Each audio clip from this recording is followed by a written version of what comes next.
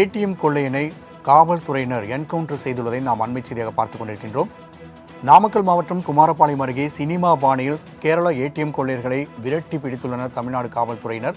அண்மை செய்தியாக பார்த்துக் கொண்டிருக்கின்றோம். அப்பொழுது ஏடிஎம் கொள்ளையனை போலீசார் என்கவுண்டர் செய்துள்ளனர். மேலும் கேரளாவில் கொள்ளையடிக்கப்பட்ட ரூபாய் 65 லட்சம் மட்டுமின்றி ஏராளமான பணம் கண்டெய்னருக்குள் இருந்தது கண்டுபிடிக்கப்பட்டுள்ளது. தற்போது நாம் அதனை அண்மை செய்தியாக பார்த்துக் கொண்டிருக்கின்றோம்.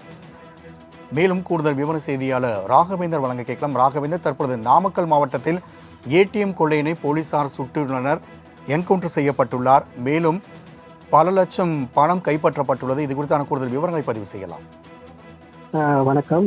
நாமக்கல் மாவட்டம் வெப்படை அருகே கூடிய பச்சம்பாளையம் சோதனை சாவடியில் போலீசார் வழக்கமான சோதனையில் ஈடுபட்டிருந்த போது அப்போது கேரள மாநிலம் திருச்சியிலிருந்து வந்த ஒரு ராஜஸ்தான் பதிவில் கொண்ட ஒரு கண்டெய்னர் லாரியை நிறுத்துவதற்காக முயற்சி செய்திருக்கின்றனர். ஆனால் அந்த லாரி நிறுத்தாமல் நேரடி அங்கே இருக்கக்கூடிய வாகனங்களை இடித்து தள்ளியதோடு மட்டுமாக அந்த வாகனம் சென்றிருக்கிறது. இதனை அடுத்து அந்த சோதனை சாவடியில் இருந்த போலீசார் அந்த கண்டெய்னர் லாரியை விரட்டி பிடித்து முடித்திருக்கின்றனர். விரட்டி பிடித்த போது அந்த லாரிக்குள் கட்டுக்கட்டாக பணமும் உள்ளே ஒரு கள்ள துப்பாக்கியோடு சிலர் இருந்ததை கண்டு அதிர்ச்சி அடைந்தனர். மேலும் அங்கிருக்கக்கூடிய அந்த கண்டெய்னர் லாரியில் இருந்த ஒருவர் அந்த போலீசாரை ஒருவரை தாங்கள் வைத்திருந்த அறிவாளால் தாக்கியும் இருக்கின்றனர்.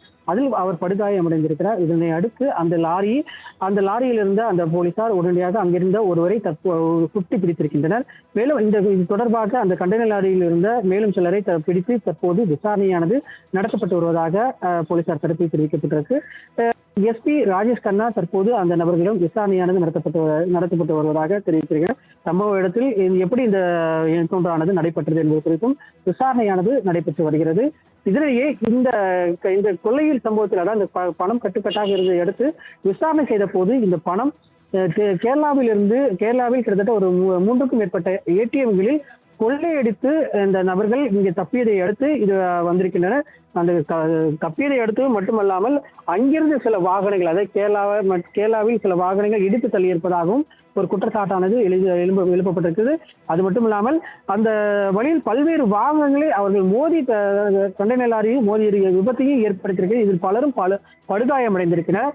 கண்டெய்னர் லாரியில் இருந்த ஒரு வடமாநில கொள்ளையினை தற்போது சுட்டு பிடித்ததோடு மட்டுமல்லாமல் அந்த பணம் எவ்வாறு வந்தது குறித்து விசாரணை செய்த போது இது தொடர்பான கேரளாவில் இருந்து கொள்ளையடிக்கப்பட்டதாக அவர்களும் தெரிவித்திருக்கிறார். இது தொடர்பாக கேரளா போலீசாரும் வழக்கு பதிவு செய்து விசாரணை செய்து வந்த நிலையில் தமிழக போலீசாரும் அவர்கள் சிக்கியிருக்கின்றனர். அதில் ஒரு கொள்ளையினை சுட்டும் பிடித்திருக்கின்றனர். இந்த சம்பவம் தொடர்பாக விசாரணையானது நடத்தப்பட்டு வருவதாக தமிழக போலீசார் தரப்பில் தெரிவிக்கப்பட்டிருக்கு.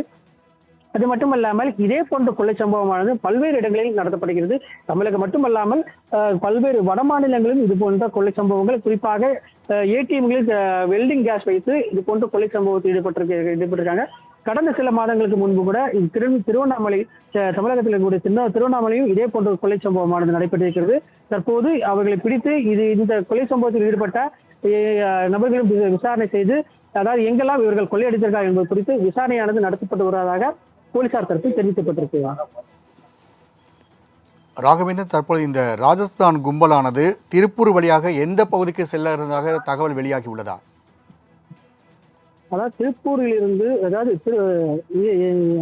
கேரளாவில் இருந்து கொள்ளையடித்து திருச்சூர் வழியாக வந்து நாமக்கல் மாவட்டம் பச்சம்பாளையம் அருகே இது போன்று தப்பி பச்சம்பாளையத்தில் இருந்து வந்து நேரடியாக திருவண்ணாமலையில் வந்து அதன் பின் பெங்களூரிலிருந்து இது போன்று வடமாநிலத்திற்கு தொடர்ந்து இது போன்று தப்பி செல்வது வழக்கமாக கொண்டிருப்பதாக விசாரணையில் தெரிய வந்திருக்கிறது.